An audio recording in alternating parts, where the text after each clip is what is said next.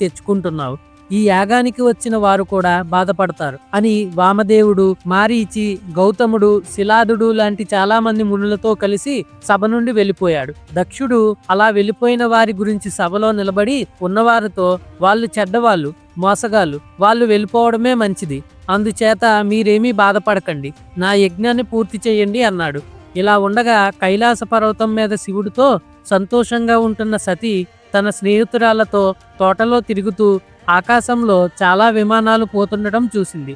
ఆ విమానాలు ఎక్కడికి పోతున్నాయో కనుక్కోమని సతీదేవి తన స్నేహితురాలను అడిగితే వాళ్ళు వెళ్ళి వచ్చి దక్షుడు చేస్తున్న యజ్ఞానికి వాళ్ళంతా వెళ్తున్నట్లు చెప్పారు. సతీదేవికి తాను కూడా తన భర్తతో కలిసి తన తండ్రి చేసే యజ్ఞానికి వెళ్ళాలని కోరిక కలిగింది. ఆమె శివుడి దగ్గరికి వెళ్ళి, మా నాన్న యజ్ఞం చేస్తున్నాడట, దేవతలంతా వెళ్తున్నారు, మనం కూడా రుద్రగణాలను తీసుకుని అక్కడికి వెళ్దామంది.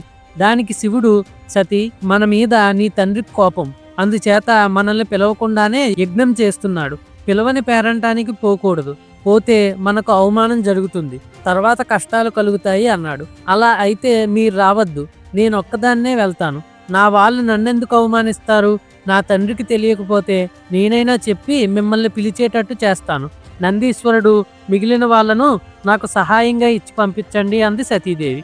సతీ, నిన్ను విడిచి నేను ఒక్క క్షణం కూడా ఉండలేను, నువ్వు నన్ను విడిచి మీ తండ్రి చేసే యజ్ఞానికి వెళ్ళిపోతున్నావు, నీకు తప్పకుండా అవమానం జరుగుతుంది, ప్రమాదం కలుగుతుంది, రాబోయేది కొంచెం ఆలోచించు అని శివుడు సతీదేవితో అన్నాడు. కానీ సతీదేవి శివుడి మాటల్లో ఉన్న నిజం తెలుసుకోలేకపోయింది. తన తల్లిదండ్రులు తనని అవమానిస్తారని ఊహించలేక ఆమె పుట్టింటికి వెళ్ళాలని పట్టుబట్టింది. ఏది జరగాలని ఉంటే అదే జరుగుతుంది అనుకొని శివుడు రుద్రగణాలను తోడిచ్చి సతీదేవిని దక్షయజ్ఞం చూడ్డానికి పంపించాడు. ఆమె నందీశ్వరుణ్ణి కూడా వెంటబెట్టుకొని యజ్ఞశాల దగ్గరికి చేరేసరికి ఆమె తల్లి ప్రసూతి, తోడబుట్టిన వాళ్ళు ఎదురు వచ్చి పలకరించారు. సతీదేవితో ఆమె తల్లి రహస్యంగా, మీ నాన్నకు ముసలితనం వచ్చేసింది, ఆయన నీ భర్తను తిడుతున్నాడు, నువ్వేమీ పట్టించుకోకు అని